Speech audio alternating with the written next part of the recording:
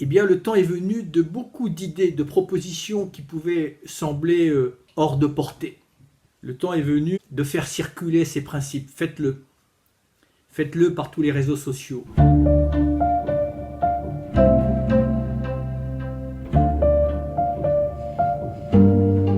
Bonjour à toutes et bonjour à tous. J'espère du fond du cœur que cette vidéo vous trouvera, vous, vos proches, vos amis, en bonne santé et le mieux possible dans un contexte pour le moins singulier et particulier.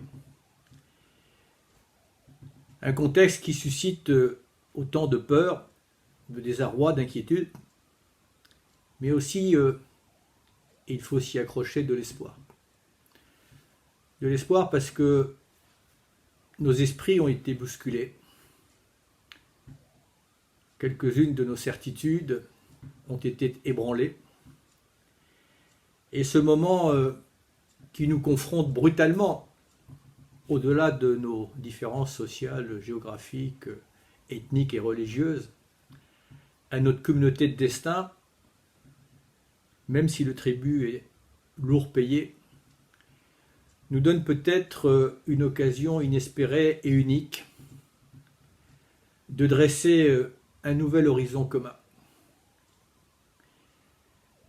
Sur une matrice qui tire avec beaucoup d'exigence les leçons, les enseignements de nos erreurs, de nos excès, de nos failles. Et ce temps est venu. Le temps est venu, oui, que chacun contribue d'apporter cette petite pierre à un monde qui sera radical en humanité et en solidarité. Mais un monde où le progrès aura de nouveau du sens. Un monde où collectivement nous allons définir les absolus prioritaires. Mais pour construire ce monde, il y a évidemment quelques préalables, au premier rang desquels une forme d'unité, de volonté collective. Si l'on cède à la tentation classique de la confrontation, alors le monde peut basculer vers un chaos à un moment ou à un autre dont les conséquences nous échapperont. On vient de se prendre un avertissement. Il est lourd, il est sévère en termes de tribut. Mais faisons en sorte que tout cela ne soit pas vain. Alors, évidemment, ni moi ni personne n'a une vision très claire du monde qui va être compatible avec les enjeux sociaux écologiques du XXIe siècle. Mais il y a déjà des pistes. Mais avant que de débattre sur les moyens, sur les outils, sur les révisions démocratiques et économiques, et ce temps va venir très rapidement, essayons de nous mettre d'accord sur un certain nombre de principes clés, des principes qui conditionnent l'avenir, une matrice. Et c'est cette matrice que j'ai essayé d'initier et que je vous demande à vous d'enrichir, de compléter. Parce que oui, il faut changer de modèle, l'adapter probablement plus que cela. Il y a une métamorphose à laquelle nous sommes invités. Mais tout d'abord, c'est l'état d'esprit dominant qu'il faut changer. Cette crise révèle énormément de choses. Elle n'est que la partie émergée d'une crise beaucoup plus profonde. Et c'est une crise culturelle.